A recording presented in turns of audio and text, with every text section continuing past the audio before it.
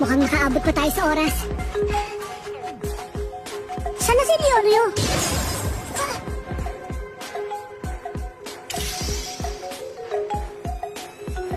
Leorio! Ang sakit. Sabihin niyo, bakit mo namamaga ang mukha ko? Nauubo ako, parang hindi ko maalala ang nangyari. Mas mabuti na siguro yan. Huwag na natin ipaalala. Oo nga. Gon! Kinuha! Kanina pa kita hinihintay. Bakit bigla ka nawala? Akala ko tuloy hindi ka na makakarating. Sinundan ko ang amoy ng pabango ni Leorio papunta dito. Sinundan mo yung amoy? Seryoso? Tao ka ba? O baka naman nilahing aso kayo? Sa mga nakarating dito, binabati ko kayo. Dito sa Bisca Forest Park, gaganapin ang Phase 2 ng inyong Hunter exam. At hanggang dito na lang ang trabaho ko. Kaya paalam na sa inyo at good luck!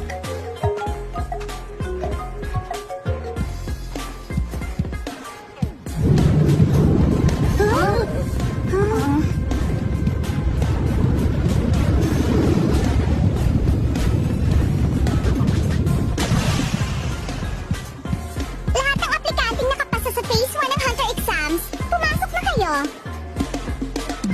Maligayang pagdating. Kami ang inyong Phase 2 examiners. Ako si Menchi. At ako naman si Buhara. Oh? Oh? Ano yung ingay na yun? Lakas ah! Tamang-tama mo kung nagugutom ka na. Oo nga, gutom na ako. Para sa Phase 2, ang kailangan niyong gawin ay magluto! Ano? Magluluto? Tama ba yung dinig ko? Magluluto kami? Hindi kami nagpunta rito para makapaglaro ng bahay-bahayan. Kailangan niyo magluto ng putahing nakakabusog hindi lang sa tiyan namin, kundi pati sa panlasa. Ito ang Phase 2 ng exams. Anong kinalaman ng pagluluto sa pagiging hunter? Ano ka mo? Malaki ang kinalaman. Dahil mga gourmet hunter kami.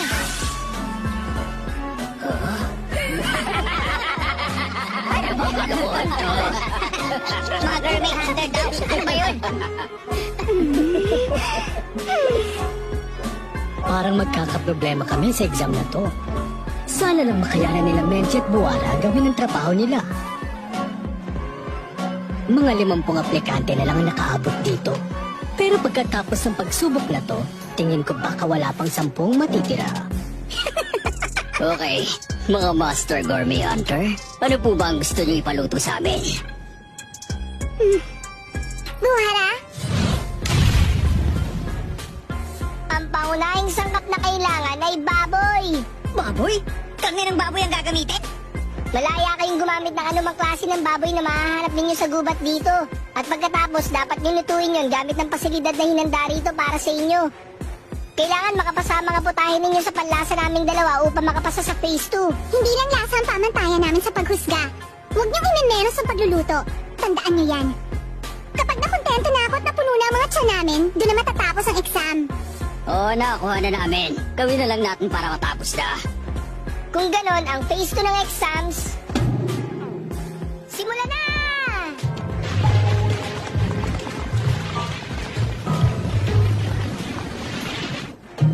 Alam kong trabaho mo na piliin ang pangunahing sangkap pero grabe, malupit ka rin ha.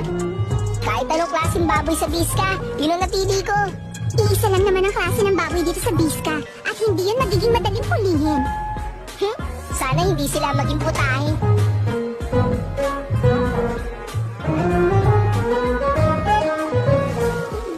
Hoy, oink, nasan ka na? Manghuli lang ng baboy at lutuin. Hamak na mas madali ito sa Phase 1 ng exam. Sana lang madali na. Oh? Oh? Yahoo!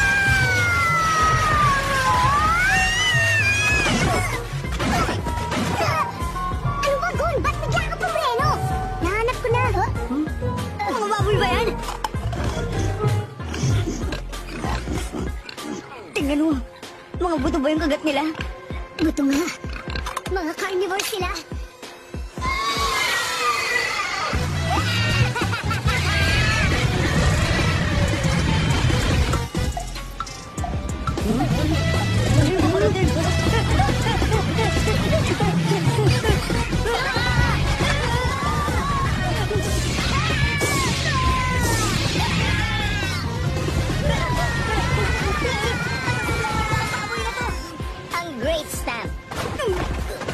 pinakamabangis na klase ng baboy sa buong mundo.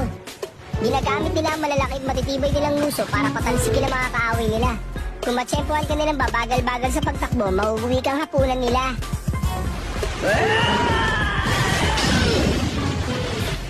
Ano?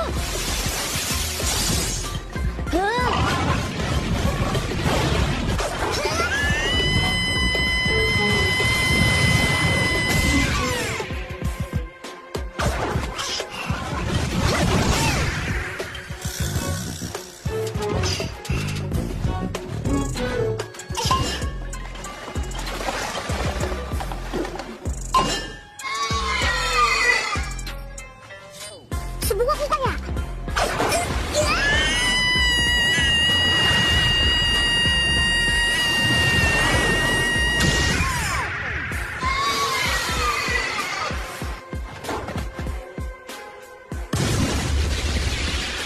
Uy! Ang galing mo! Nahanap mo ang kahinaan nila! Naging matigas at makunat ang mga nguso nila para depensa na malalambot nilang noo. Kaya pala.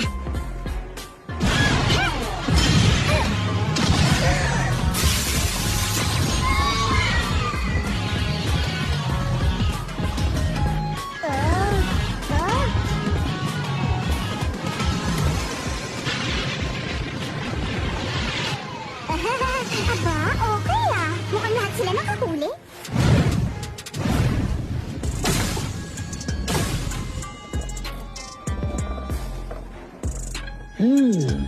Maparaan ang mga aplikante ng exams ngayong taon, pero hindi pa nila nalalampasan ang pinakamahirap na bahagi. Yan! Kainin nyo na at nang makatuloy na ako sa susunod na exam! Sabi mo eh. Okay, huhusgahan na namin. Tikman na yan. Go! Sarap! Ha? Nasobrahan na to sa luto. Masyado na itong matigas. Nasira na tuloy ang lasa ng karne. Ano? Hindi mo pa nga natitikman eh! Ang itsura niyan, tutong na tutong. Aday! Ayan, masarap yan! Enjoy! Ha? Bakit? Nasunog na ito sa labas, pero hilaw sa loob. Masyadong malakas ang apoy mo.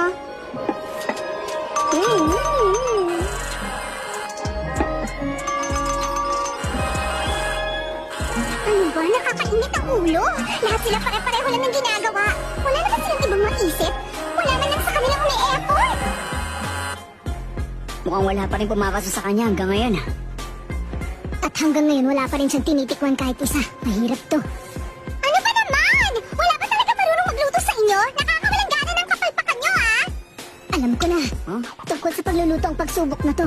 Pero sinusubukan din dito ang pagiging orihinal at malikain natin. Oo nga. Husgahan niyo na! Ako, bromestro ko!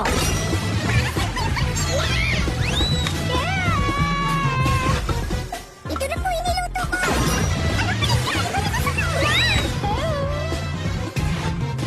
Ito na po ang putahe ko. Pakihusgahan na. Ha? Sa wakas may hinain din sa harap kong mukhang matino. Ang hamon sa pagsubok na to ay magluto, gamitin ang pasilidad at bigyan pansin ang pinaka-importanteng sangkap, ang baboy. Ibig sabihin, hindi na importante ang lasa.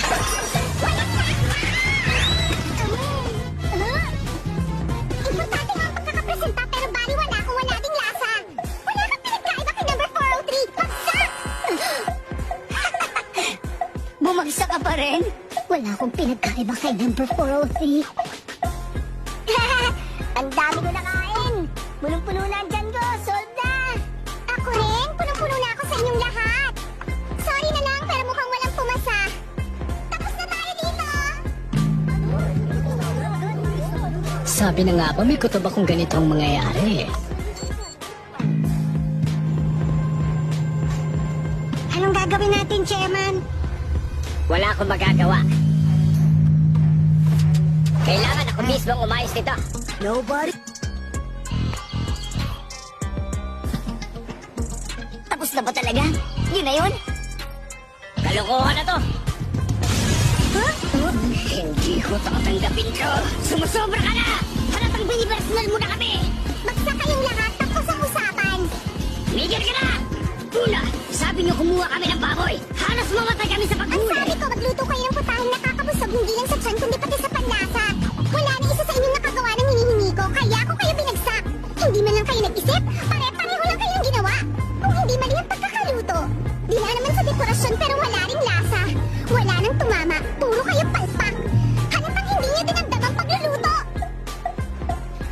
naman. Ang hirap naman mag-isip ng putahe sa baboy. Dali, isa lang naman ang luto doon.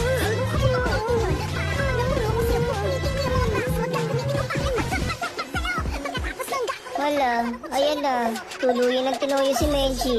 Hindi na siya nakapagpigil. Mahirap talagang tapatan ang gusto niya dahil ilang chef lang sa buong mundo ang nakakapasa sa panlasa niya.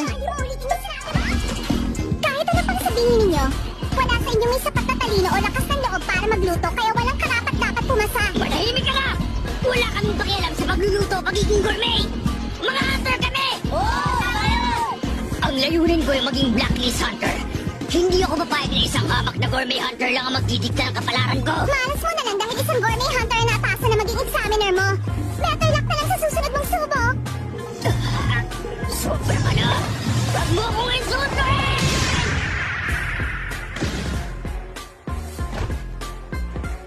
Buhara, kung maaari lang, huwag ka makikialam. Eh kasi naman, mas mabuti na yan kasi kung hindi ko ginawa yun, alam kong tatapusin mo siya. Ha? Siguro?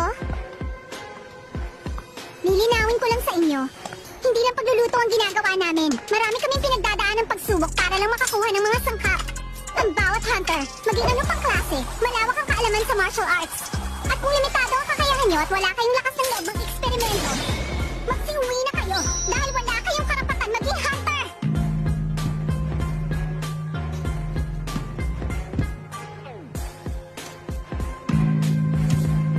Ganun pa man, parang kalabisa na ba ng ibagsak lahat ng aplikante natin ngayong taon? Simbolo yan ng Hunters Association, di ba? Ibig sabihin, official ng selection committee yan.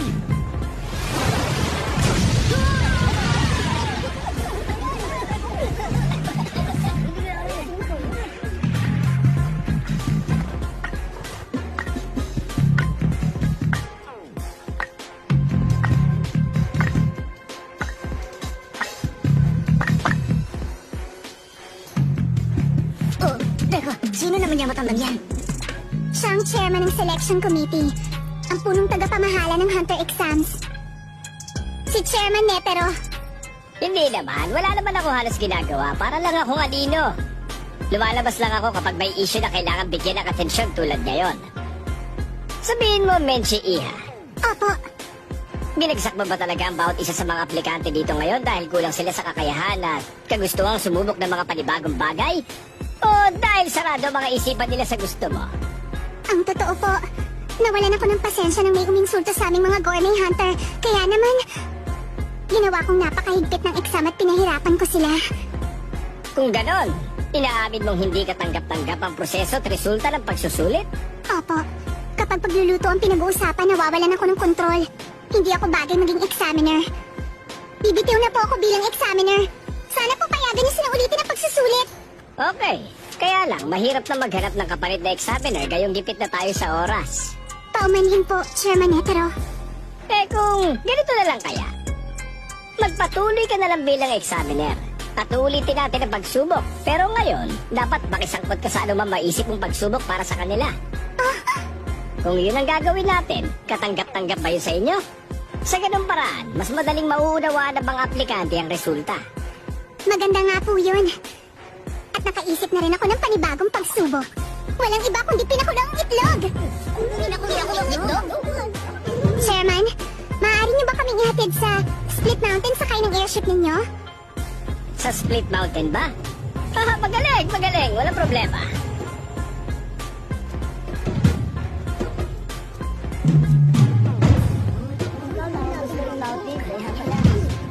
Nandito na tayo. Tumingin kayo lahat dun sa ibaba. Sandali lang, ano yan? Sapot ng Spider Eagle. Ang galing, nakagawa sila ng sapot dyan.